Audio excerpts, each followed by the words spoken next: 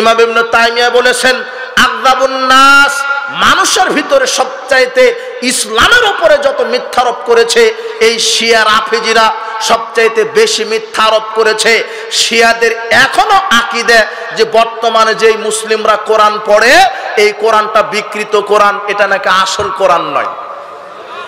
কত বড় মিথ্যারোপ করেছে শিয়া রাফেজিদের আকীদা যে নবী হওয়ার যোগ্যতা মুহাম্মাদের নাই, নবী হওয়ার যোগ্যতা ছিল আলীর। জিবরাইলকে সূরা আলাকের 5 আয়াত আল্লাহ দিয়ে বলছেন জিবরাইল তুমি আলীর উপরে নাজিল করো। জিবরাইল নাকি ভুল করে মুহাম্মাদের উপরে নাজিল করেছে, তাই মুহাম্মদ নবী হয়েছে, আসলে নবী হওয়ার কথা ছিল আলীর। নাউজুবিল্লাহ মিন যালিক। এভাবে শিয়ারা মিথ্যা আরোপ করেছে।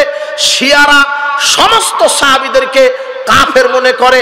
আবু বকর ওমর এরা কাফের, এখনো তাদের টয়লেটের ভিতরে আবু বকরের নাম তারা লিখে রাখে, কুকুরের নাম রাখা আবু বকর, এবং এমনকি তারা আয়েশা রাদিয়াল্লাহু তাআলা আনহাকে মনে করে এ হলো জেনাকারিনী মহিলা। নাউজুবিল্লাহ মিন যালিক।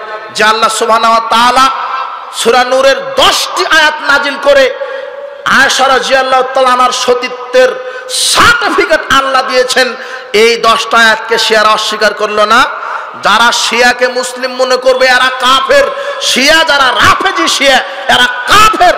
আপনি যদি মনে করেন শিয়ারা মুসলিম তাহলে আপনার ঈমানও ধ্বংস হয়ে যাবে। আপনি শিয়া প্রীতি দেখান আর আমাদেরকে বলে ইহুদিদের দালাল। আরে শিয়াদেরকে তৈরি করেছে ইহুদিরা। আপনি ইতিহাস জানেন, সবচাইতে ইসলামের বড় দুশমন এই শিয়া আর ইহুদি। এদের জোট, এদের রক্ত, এদের শুক্রকীট একই বাপের সন্তান শিয়া এবং ইহুদি। এদেরই চক্রান্ত আজকে সালাফিদেরকে এই পৃথিবী থেকে উৎখাত করার। এদের চক্রান্ত কখনো সফল হবে না।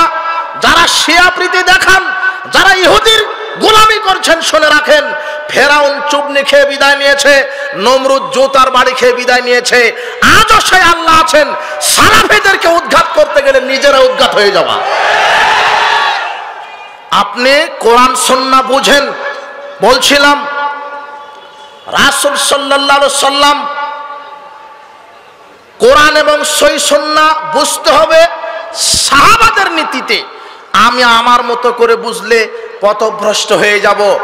আপনাকে বলছি, খলিফা হারুনুর রশিদ শেষে বলছেন তলাবতুল হক, আমি হক খুঁজেছি, সত্য খুঁজেছি, ফাওয়াজাতু মা সাওয়াল হাদিস, আমি সত্যটা পেয়েছি আহলে হাদিসদের মধ্যে। এই বক্তব্য কখনকার? 193 হিজরির বক্তব্য এটা। বুঝেননি কথা? আল্লাহ সুবহানাহু ওয়া তাআলা রাসূল সাল্লাল্লাহু আলাইহি ওয়াসাল্লাম বললেন ওই ব্যক্তি নাজি ফেরকা মুক্তিপ্রাপ্ত দল যাদের আকীদা মানহাজ কাদের মতো হবে? সাহাবাদের মতো, আমার মতো। আল্লাহ নিজে বলছেন সূরা বাকারার 137 আয়াত, ফাইন আমানু বিমিসলি মা আমানতুম বিহি ফাকাদ ইহতাদাউ।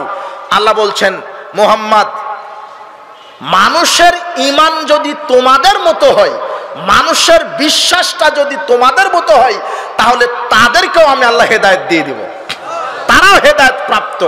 আমার ঈমান, আমার আকীদা, আমার বিশ্বাস কার মতো হতে হবে? রাসূল সাল্লাল্লাহু আলাইহি ওয়াসাল্লামের মতো। আমার আমল কার মতো হতে হবে? রাসূল সাল্লাল্লাহু আলাইহি ওয়াসাল্লামের মতো। আল্লাহ আর একটা জায়গায় বলছেন, সাহাবীদের নীতি মানতে বলছেন। সূরা তওবা খুলেন, 100 নম্বর আয়াত, ওয়াস-সাবিকুনাল আউয়ালুন। ঈমান আনয়নে অগ্রগতি হয়েছে, ঈমানের দিকে অগ্রগতি, মিনাল মুহাজিরিন ওয়াল আনসার, যারা মুহাজির আনসার এরা কারা? সাহাবারা না? আল্লাহ বলছেন ঈমান আনয়নে অগ্রগতি হয়েছে সাহাবীরা। ওয়াল্লাযিনা তাবাউহুম বিইহসান রাদিয়াল্লাহু আনহুম ওয়া রাদু আন। আল্লাহ বলছেন তারাও ঈমান আনয়নে অগ্রগতি হবে যারা সাহাবাদের নীতিতে চলবে। সুবহানাল্লাহ। আল্লাহ নিজে বলছেন আমাদের আকীদা মানহাজ কাদের মতো হতে হবে? সাহাবাদের মতো। তাহলে আমরা যে আকীদা মানহাজের উপরে আছে আপনি দেখেন সাহাবাদের নীতিতে আমরা আছি কিনা। আর আমরা কি 72 দলের মধ্যে আছি না একটা দলের মধ্যে আছি যেই দলটা সার্বিক জীবনে কোরআন সুন্নাহর আলোকে চলছে? আল্লাহ সুবহানাহু ওয়া তাআলা আমাদেরকে কোরআন এবং সহিহ সুন্নাহ বোঝার, আমাদেরকে আকীদা মানহাজ বোঝার তৌফিক দান করুন। আল্লাহুম্মা আমিন। আমরা দোয়া রাখি আল্লাহ যে আজকের এই ওয়াজ মাহফিলে যত মুসলিম দিনী ভাই বোন এসেছেন প্রত্যেককে কোরআন এবং সহিহ সুন্নাহ বোঝার তৌফিক দান করুন, আল্লাহুম্মা আমিন। 4 ইমামের 4টি কথা কোট করব 2 মিনিটে। দেখেন, কোরআন সুন্নাহ মানতে হবে। বড় ইমাম 4 জন, আমরা বলি না ইমাম মালিক, ইমাম কি আবু হানিফা, ইমাম মালিক, ইমাম শাফি, ইমাম আহমদ বিন হাম্বল। এই 4 জন কি বলেছেন? আমরা এদেরকে শ্রদ্ধার সাথে মানে, আল্লাহ এদের কবরের শাস্তি মাফ করুক, এদেরকে উচ্চ মাকাম দান করুক, এদেরকে জান্নাতুল ফেরদাউস দান করুক। আমরা প্রত্যেক ইমামের কথা মানি যেটা কোরআন সুন্নাহর সাথে মিলে যায়, তাই না? দেখেন, ইমাম আবু হানিফা বলছেন ইদা সহাল হাদিস ফাহুয়া মাযহাবি। এই কথা কার? কিতাবুল গুনিয়া ওরফে গুনিয়াতুত তালিবিন, প্রথম খণ্ড 30 পৃষ্ঠা। ইমাম আবু হানিফা বলছেন, শোনো, যখন তোমরা বিশুদ্ধ হাদিস পাবা জেনে রাখবা ওটাই আমার মাযহাব। সুবহানাল্লাহ। ইমাম আবু হানিফা কোন হাদিস মানতে বলেছেন? কে মানতে বলেছেন সহিহ হাদিস? ইমাম আবু হানিফা। ইমাম আবু হানিফা বলছেন তার প্রখ্যাত শিষ্য ইমাম আবু ইউসুফ তাকে বলছেন লা তারবি আন্নি শায়ান, এই শোনো, আমি যখনই যেটা বলি, যেই ফতোয়ায় দিই, এটা তুমি ব্যাখ্যা করে দিও না, আমার পক্ষ থেকে কোনো কিছু ফতোয়া জনগণকে আগেই বলে দিও না। ওয়াল্লাহি, আল্লাহর কসম, মা আদরি, আমি জানি না, উখতিউন আনা আম মুসিবুন, আমি কি সঠিকটা বললাম না ব্যাঠিকটা বললাম। আবু বকর আল খাতিব বাগদাদির লেখা তারিখু বাগদাদ 13 নম্বর খণ্ডের 402 পৃষ্ঠায় ইমাম আবু হানিফার এই কথা স্বর্ণাক্ষরে লেখা আছে। তিনি বলছেন, এই আবু ইউসুফ, আমার পক্ষ থেকে যেটা আমি ফতোয়া দিচ্ছি সেটা শোনার সাথে সাথে মানুষকে বলে দিও না। কেন? ফাইন্নি কাদ আরা রায়া ইয়াউমা ফাতরুকুহু গাদান, আমি আজকে যেই ফতোয়া দিই আগামীকাল সেটা প্রত্যাখ্যান করি, আগামীকাল যেটা ফতোয়া দিই পরের দিন তা প্রত্যাখ্যান করি। কেন? আমি তো রায়ের ভিত্তিতে চলি।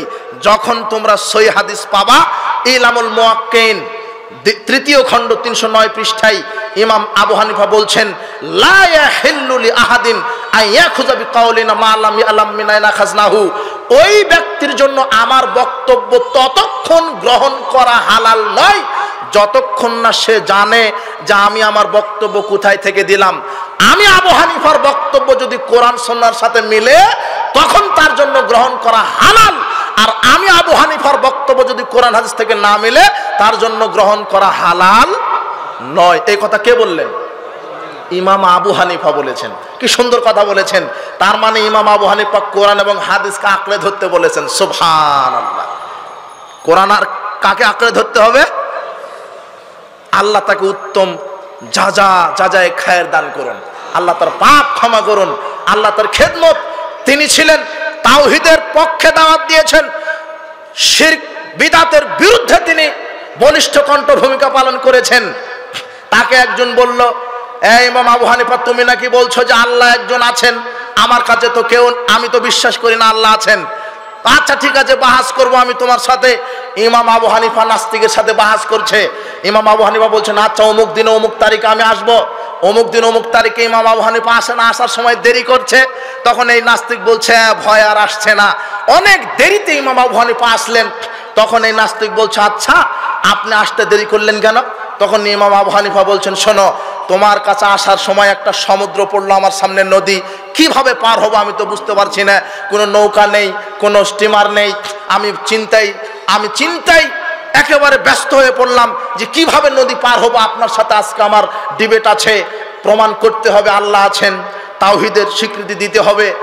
তো অনেকক্ষণ পর দেখলাম যে আপনি একটা গাছ ফেড়ে কাঠ হয়ে তক্তা হয়ে আপনি নৌকা হয়ে আমার কাছে চলে আসলো, সেই নৌকাতে পার হয়ে আমি আপনার কাছে আসলাম। তখন এই নাস্তিক বলছে, আপনি কি পাগল নাকি? আপনি কি পাগল? এই আপনি গাছ ফেড়ে নৌকা হয়ে গেল। ইমাম আবু হানিফা বলছেন, পাগল আমি নই।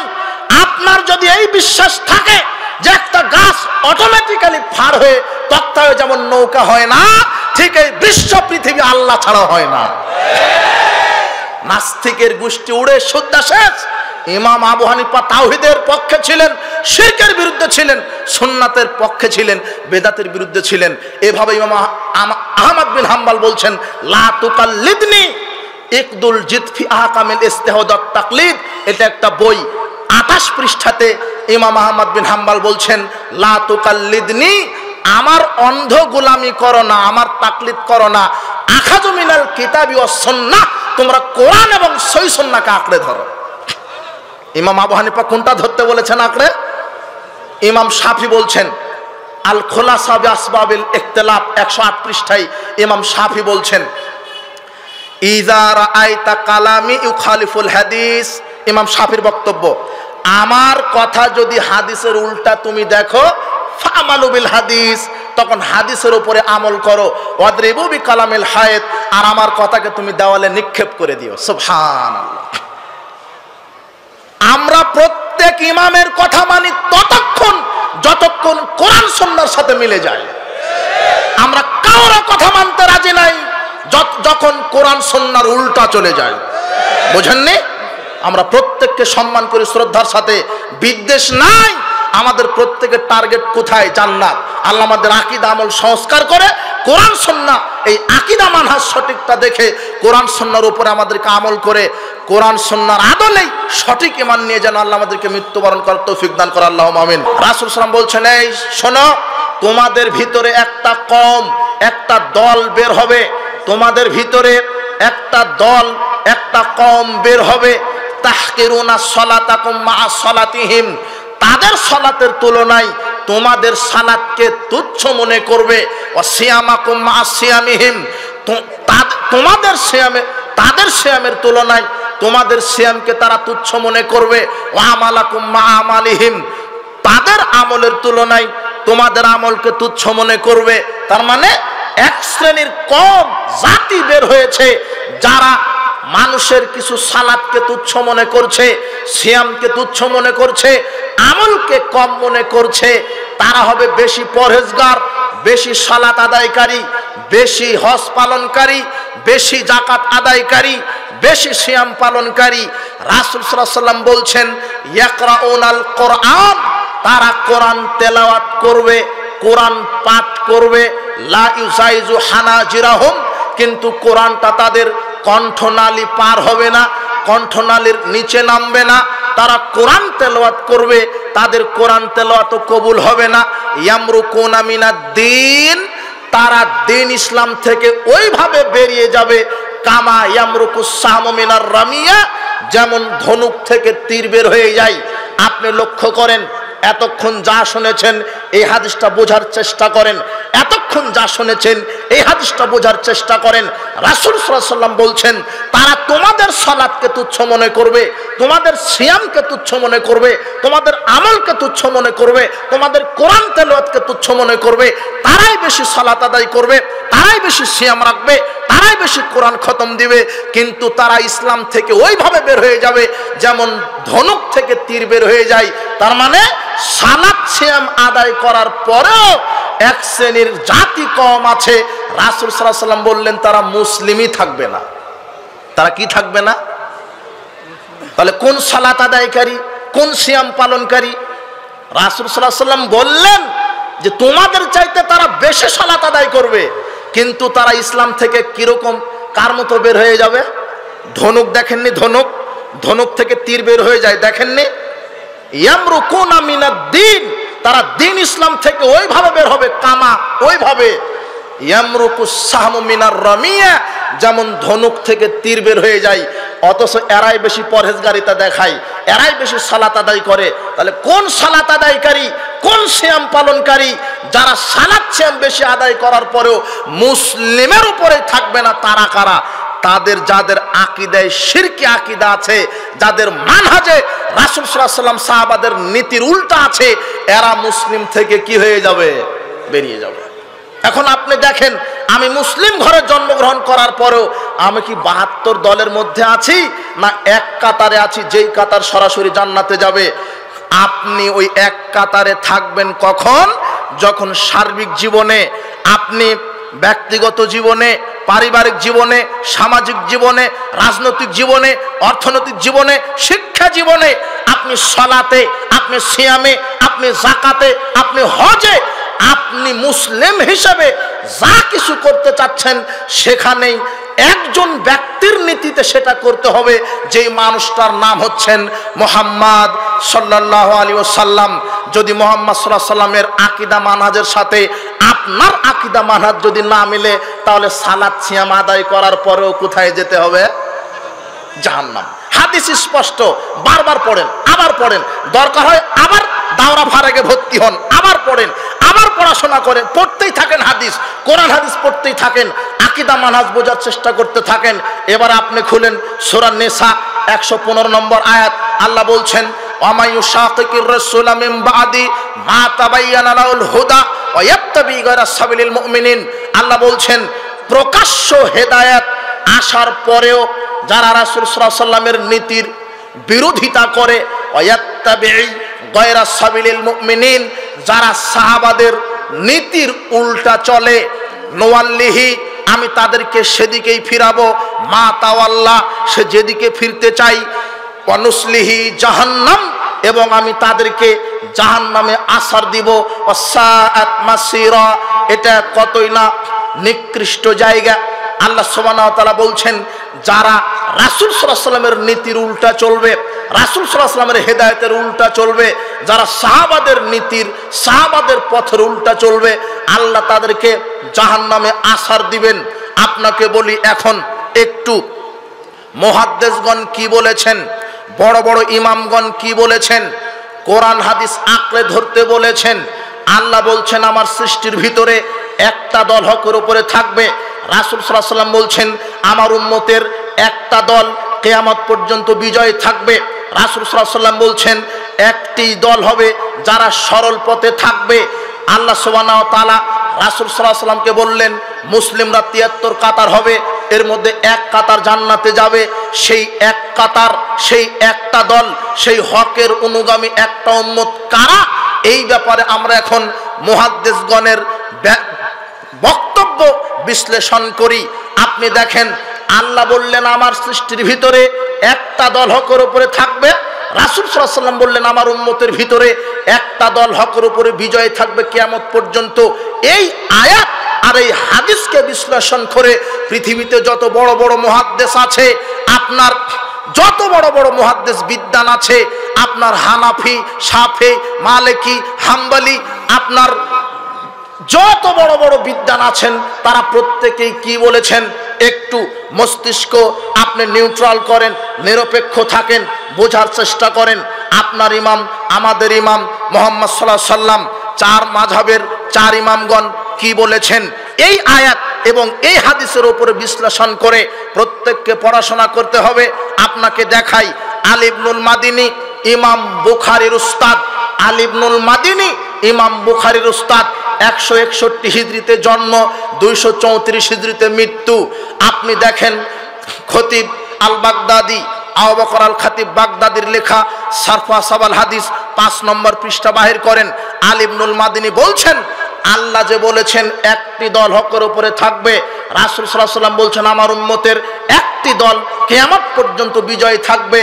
এই আয়াত, এই হাদিসকে বিশ্লেষণ করে আলী ইবনুল মাদিনী তিনি বলছেন, তিনি 234 হিজরিতে মারা গেছেন, তার মানে আজ থেকে 1200 বছর পূর্বে বলেছেন, হুম আহলুল হাদিস। রাসূল সাল্লাল্লাহু আলাইহি ওয়াসাল্লাম যে একটি দলের কথা বলেছেন, সে তারা হচ্ছে আহলুল হাদিস। এই আহলে হাদিস শব্দটা আজকের না 1200 বছর পূর্বের কথা? 1200 বছর পূর্বে মুহাদ্দিসগণ বলেছেন, যারা সার্বিক জীবনে পবিত্র কোরআন এবং সহিহ সুন্নাহ মেনে চলবে, তাদের বৈশিষ্ট্যগত নাম হুম আহলুল হাদিস। আপনি কিতাব খুলেন, সারফ আসাবুল হাদিস 5 নম্বর পৃষ্ঠা, আবু বকর আল খতিব বাগদাদি তিনি লিখেছেন, তিনি এই কথা লিখে গেছেন, ইমাম বুখারীর উস্তাদ এই কথা বলেছেন। তিনি বলছেন, লাউলাহুম লাম নাজিদ আনিল মুতাজিলা ওয়াল জাহমিয়া ওয়া রাফিজাতি ওয়া আহলিল ইরজাই শাইয়্যাম মিনাস সুনান। যদি আহলে হাদিস জামাত পৃথিবীতে না থাকতো, তাহলে রাফেজি, শিয়া, খারেজি, মুরজিয়া এদের কাছে সঠিক সুন্নাহ, সঠিক হাদিস, সঠিক ইসলাম পাওয়া যেত না। উলাইকা হিজবুল্লাহ, আলী ইবনুল মাদিনী বলছেন এরাই হচ্ছে আল্লাহর সেনাবাহিনী। আলা ইন্না হিজবাল্লাহি হুমুল মুফলিহুন, আর আল্লাহর সেনাবাহিনী সফল কাম। এই কথা 1200 বছর পূর্বে বলেছেন। এবার আসেন ইমাম আহমদ বিন হাম্বল। ইমাম আহমদ বিন হাম্বল তিনি কি বলছেন? তিনি তার জন্ম 164 হিজরিতে, 241 হিজরিতে মৃত্যু। তার মানে ইনি 1200 বছর পূর্বে বলে গেছেন, ইন লাম ইয়াকুনু আসহাবাল হাদিস ফালা আদরি মানহুম, যদি নাজাত প্রাপ্ত প্রথম ফেরকা, নাজি ফেরকা যদি আহলে হাদিস না হয়, তাহলে আমার জানা নাই তারা কারা। এই কথা আমার নয়, আহমদ বিন হাম্বলের। যদি গালি দেন, আহমদ বিন হাম্বলকে গালি দেন। ইমাম আহমদ বিন হাম্বল 1200 বছর পূর্বে বলেছেন যে ইন লাম ইয়াকুনু আসহাবাল হাদিস ফালা আদরি মানহুম, যদি নাজি ফেরকা আহলে হাদিস না হয় তাহলে আমার জানা নাই সেই দল কোন দল। এটা ইমাম আহমদ বিন হাম্বলের কথা, আমি শুধু অনুবাদ করে বললাম। এরপরে আপনাকে দেখাই, ইমাম আহমদ বিন হাম্বল বলছেন লাইসা কওমুন ইনদি খায়রাম মিন আহলিল হাদিস, আমার কাছে উত্তম দল হচ্ছে আহলে হাদিস। কেন? লা ইয়ারিফুনা ইল্লাল হাদিস, তারা কোরআন হাদিস ছাড়া কিছু মানে না, কিছু জানে না। তারা সার্বিক জীবনে কোরআন এবং হাদিসেরই অনুসারী হয়, এই জন্য এরা হলো উত্তম দল। আপনাকে এইবারে দেখাই ইমাম শাফি। ইমাম শাফি, যার নামে একটা মাযহাব হয়েছে শাফি মাযহাব। ইমাম শাফি বলছেন, ইমাম শাফি কি বলছেন? ইজারা আইতু রাজুলাম মিন আসহাবিল হাদিস, আমি যখন কোন আহলে হাদিস ব্যক্তিকে দেখি, ফাকা আন্নি রাইতুন নবী সাল্লাল্লাহু আলাইহি ওয়াসাল্লাম হাইয়ান, আমি যেন জীবন্ত রাসূলকেই দেখি। এই কথা কে বললেন? আমার কথা। ইমাম শাফি বলে গেছেন। ইমাম শাফি জন্মগ্রহণ করেছেন কবে? ইমাম শাফি জন্মগ্রহণ করেছেন 150-এ, মৃত্যুবরণ করেছেন 204 হিজরিতে। 1250 বছর আগেকার কথা ইমাম শাফি বলছেন, আমি যখন আহলে হাদিস কোন ব্যক্তিকে দেখি, আমি যেন জীবন্ত রাসূলকেই দেখি। সুবহানাল্লাহ। তার মানে তার আকীদা, মানহাজ, চলা ফিরা, আমল, আখলাক তার মতো, রাসূলের মতো। তাই মনে হয় যে আমি রাসূলকেই দেখছি। কি চমৎকার কথা বলেছেন। আপনাকে দেখাই, আব্দুল্লাহ ইবনে মুবারক 118 হিজরিতে জন্ম, 181 হিজরিতে মৃত্যু। আপনাকে হিজরি কেন বলছি? আজ থেকে 1200 বছর পূর্বে তারা এই বক্তব্যগুলি দিয়ে গেছেন। তারা বলছেন হুম আহলুল হাদিস, নাজি ফিরকা আহলে হাদিস, ওয়াকাল আসবাতুন নাস আলা সিরাত আসহাবিল হাদিস। আহলে হাদিসেরাই সঠিক রাস্তার উপরে অটল আছে, আহলে হাদিসেরাই সঠিক রাস্তার উপরে অটল আছে। এই ইমাম শাফি এই কথা বলে গেছেন যে আল্লাহ যে বলেছেন একটি সৃষ্টির ভিতরে একটি দল হকের উপরে থাকবে, ইমাম শাফি এই আয়াতের আলোকে বলেছেন তারা হচ্ছে আহলে হাদিস। এটা ইমাম শাফির কথা, 1250 বছর পূর্বেকার কথা। এইবার আপনাকে দেখাই খলিফা হারুনুর রশিদ। তিনি 149 হিজরিতে জন্ম, 193 হিজরিতে মৃত্যু। তার মানে তিনিও 1250 বছর পূর্বে একটা গবেষণামূলক কথা বলেছেন। 193 হিজরিতে মারা গেছেন। আজকে কত হিজরি? কত হিজরি? 1441, 45। হ্যাঁ এটা ঠিক। 1400 কত? 45, 193। তার মানে প্রায় 1250 বছর পূর্বে, তাই না? 1250 বছর পূর্বে খলিফা হারুন রশিদ তিনি বলছেন তলাবতু আরবাতান ফাওয়াজাতু ফি আরবাতিন, আমি মুসলিমদের ভিতরে যত দল হয়েছে, মুসলিমদের ভিতরে যে কত ফেরকা, এর ভিতরে আমি 4টি ফেরকা নিয়ে গবেষণা করেছি। 4টি ফেরকা নিয়ে গবেষণা করে 4টি মত আমি পেয়েছি। তলাবতুল কুফরা, আমি কুফরি খুঁজেছি। ফাওয়াজাতু ফিল জাহমিয়া, আমি অদৃষ্টবাদী জাহামিয়াদের ভিতরে কুফরি পেয়েছি। তলাবতুল কালাম ওয়া শাগাবা, আমি কূট তর্ক আর ঝগড়া খুঁজেছি, ফাওয়াজাতু ইনদাল মুতাজিলা, আমি মুতাজিলাদের ভিতরে পেয়েছি। তলাবতুল কিযবা, আমি মিথ্যা খুঁজেছি। ফাওয়াজাতুহু ইনদার রাফিজাতে, আমি শিক্ষানীতিতে বলেন, রাজনীতিতে বলেন, অর্থনীতিতে বলেন, সমাজনীতিতে বলেন, অফিস আদালত কোর্ট কাচারি সব জায়গাতে আজকে আপনি মুসলিম ঘরে জন্ম, কিন্তু আপনার নীতি নৈতিকতার গোলামির ক্ষেত্রে আপনি ইহুদি খ্রিস্টানের গোলাম। একথা মুহাম্মদ সাল্লাল্লাহু আলাইহি ওয়াসাল্লাম বলেছেন 1450 বছর পূর্বে। হাদিসটা তিরমিজি 2641 নম্বর হাদিস। তিনি বলছেন ইহুদি খ্রিস্টান মায়ের মতো যদি জেনা করে মায়ের সাথে, মুসলমানগণ মায়ের সাথে জেনা করবে। তার দুটি পাপ করে মুসলমান প্রমাণ করেছে তারা মায়ের সাথে জেনা করছে। এক হচ্ছে সুদের পাপ। রাসূল সাল্লাল্লাহু আলাইহি ওয়াসাল্লাম বলছেন দিরহামুর রিবা জিনিয়াতান, যে ব্যক্তি জেনে শুনে 1 টাকা সুদ খায় সে যেন 36 বারেরও বেশি জেনা করল।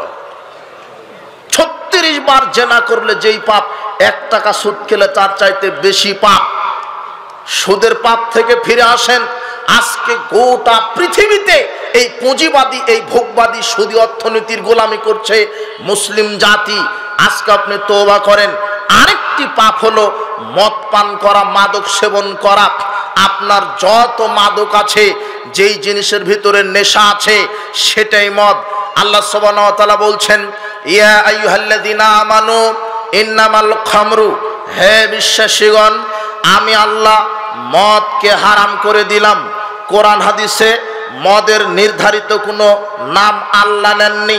কোরআন হাদিসে বলা হয়নি যে এইটা হলো মদ, এইটা হলো মদ, এইটা মদ, এইভাবে নাম উল্লেখ করেননি। আল্লাহ শুধু বলেছেন যে আমি মদ হারাম করে দিলাম। আল্লাহ শুধু বলেছেন এতটুকুনি, আমি মদ হারাম করে দিলাম। মদ কি জিনিস সেটা জাতিকে বুঝিয়েছেন আমাদের নবী মুহাম্মদ সাল্লাল্লাহু আলাইহি ওয়াসাল্লাম। তিনি বলছেন আল্লাহ যে বললেন মদ হারাম, রাসূল সাল্লাল্লাহু আলাইহি ওয়াসাল্লাম এবারে বলছেন কুল্লু মুস্কিরিন খামরুন, প্রত্যেক ওই বস্তুটাই মদ যেই বস্তুর ভিতরে নেশা আছে। কি আছে? নির্ধারিত কোন বস্তুর নাম মদ, এই কথা কোরআন হাদিস বলেনি। যেই জিনিসটার ভিতরে কি আছে? নেশা। যেটা খেলে মানুষের বিবেক ঠিক থাকে না, হিতাহিত জ্ঞান থাকে না, সে পাপের কাজ করছে না নেকির কাজ করছে, সে কে কাকে কি বলে ডাকছে তার কোনো হিতাহিত জ্ঞান নেই। যেই বস্তুর ভিতরে নেশা আছে, যেই বস্তুর ভিতরে নেশা আছে, যেই বস্তুর ভিতরে মাতলামি আছে, যেই বস্তুর ভিতরে নেশা আছে, যেই বস্তু খেলে মানুষের নেশা হয়, ওই বস্তুটার নাম হচ্ছে খামরুন, মদ। এখন কোন বস্তু খেলে নেশা হয়?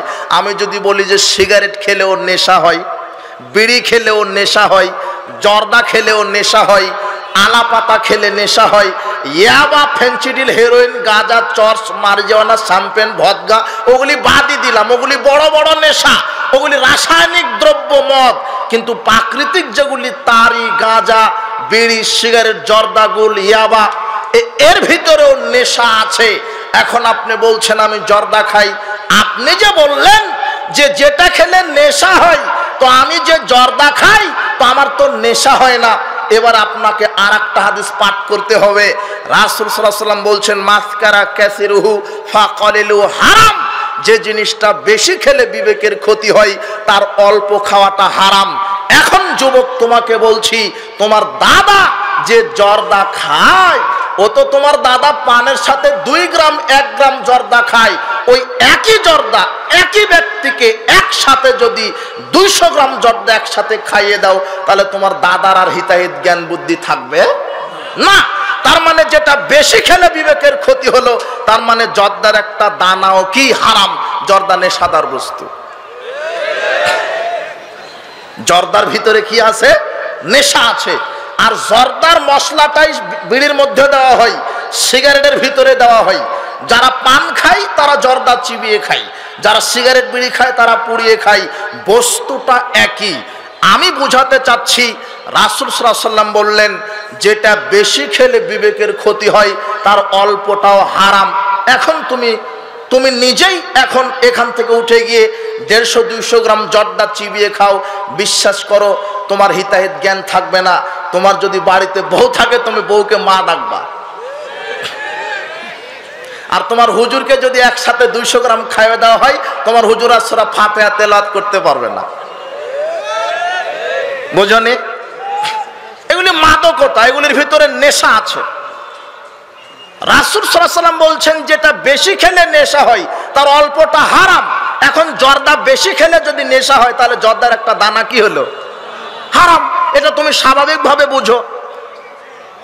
তারপরে আর একটা কথা, জর্দা, বিড়ি, সিগারেট, গুল, আলাপাতা এগুলি এত উন্নত মানের খাবার যে পৃথিবীতে কোনো জন্তু জানোয়ারও খায় না।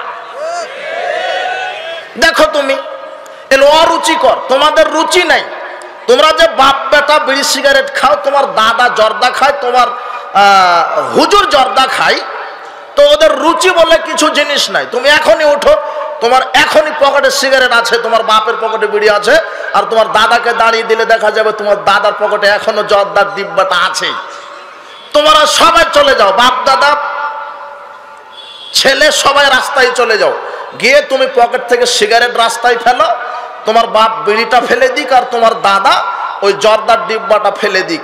দেখো ওই দিক দিয়ে কুকুর যাবে।